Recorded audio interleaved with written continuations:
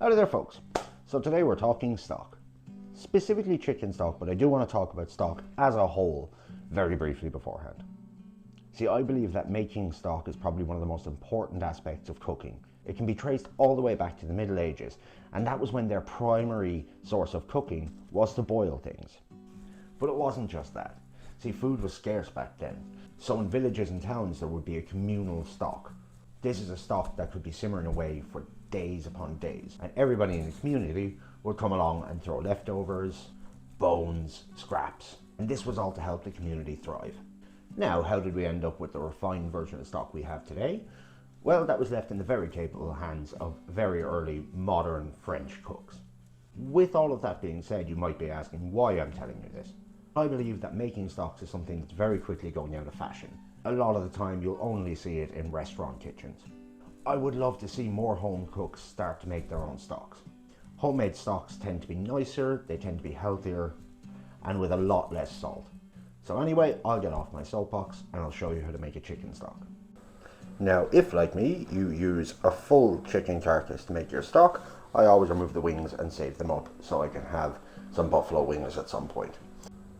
Using a heavy cleaver, make some breaks in the chicken carcass. This lets out a little bit more of the flavour from the marrow. Now, you do not have to roast these, but I would thoroughly advise it. It does add a nicer depth of flavour to your ending stock. So I roast them for about 40 minutes. Then we get them into a large pot and we're going to fill that with water just till it's covering the chicken carcasses. And don't forget to add the juices from the roasting trays. Then we're going to add our aromats, and I also like to add any leftover mushrooms I have. It adds a nice depth of flavour.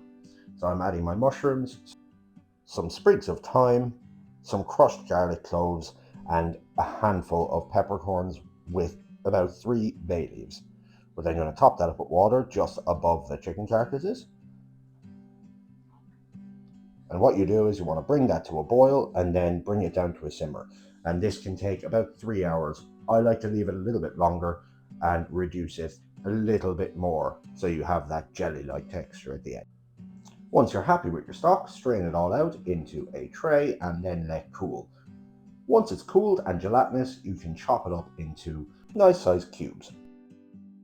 And now all you need to do is get it into some Tupperware, get it into the freezer, and then you have your own homemade stock cubes that you can use in soups and stews and any number of recipes. Speaking of which, if you click on this video, you can see one of my recipes that shows you how to use that chicken stock. And if you click on this video, you're going to see my latest recipe. As always, a like and subscribe would be absolutely fantastic. If you have any questions or if you have any requests, pop them in the comments down below.